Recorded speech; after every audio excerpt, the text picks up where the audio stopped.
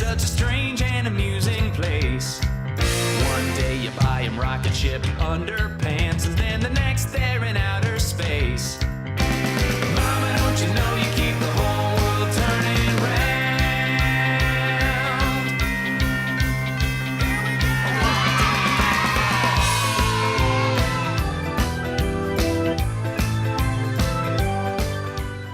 Okay, so now we're in the nursery. We want to find out what we needed to do to keep our babies safe.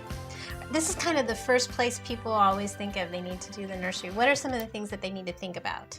Well, one place we can start is at the crib. A couple things that people should consider, parents, is that you want to keep your crib as free of any toys, blankets as possible.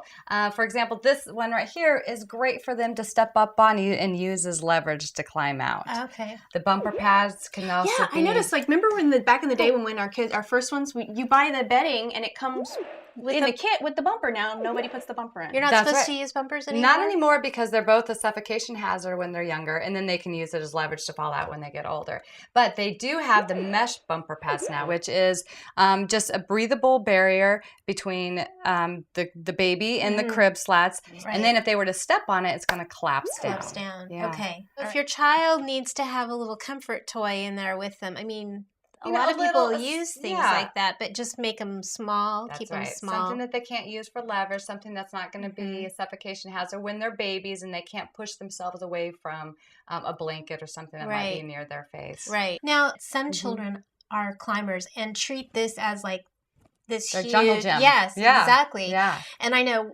with Taylor, my first child, I mean, we had to lower and lower and lower this, and he kept climbing out, and it was horrible. Right. So because in the middle of the night, you hear this big thud, and then these little feet running all over the house. And once they start climbing out, then you want to go ahead and put them into the toddler bed. That's a way of telling you, okay, I'm ready, I'm done with the crib. Right. Well, what else do we need to worry about in the nursery itself? Well, there's several other hazards, but I would say one that gets overlooked are the windows. A lot of the windows are low to the ground, and sometimes they can't open their windows, but we in habit will come in, the cleaning lady, I always open from the top down. If you have that option, that's great. Right. But if you don't, and you open your window, the recommendation from the Academy of Pediatrics is 3.5 inches. Okay. So if you open your window past that point, then you do risk that the child could either get their head through, or more likely that their body will go through and then their head won't. Yeah. So the screen absolutely is not. The screen is not going to. They use that. They look at that screen. They put their face against it. And they it think just it's going to pops hold right them. It out. pops it up. Yeah. I have my older kids. Even we have the guards on there, and they'll put their head through and they'll yell at their friends. I'm like, get away from the window. Yeah. So the screens are not there, and they're a false sense of security. We just had our windows replaced, and they have these little pop-out things that keep it from going up any higher. Yep. So. And there are products out there that do that same thing. Right. So you can get a suction cup that just suctions onto the top window. Someone gives you the raises guide. the window, it stops it from opening.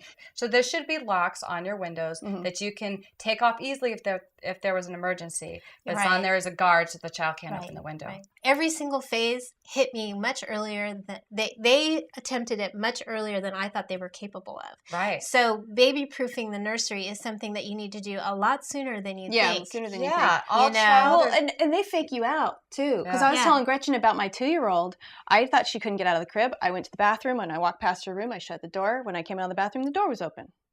I thought, that's weird. So I shut the door and stood there, and I hear funk. Do-do-do-do-do. She's staring at me. Oh no.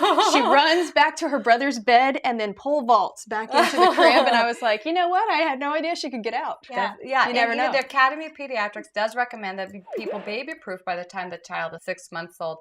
That is when they can start moving, they can start crawling. You just want to be prepared. Mama, don't you know you keep the whole world turning round? Mama, don't you know you keep the whole world turning round? My niece and nephew locked themselves into the bedroom. We couldn't get in, and finally my sister-in-law got in, and they had taken all of her baby dolls and given them all diaper rash treatments and themselves. It was awesome. Well, there you go. So that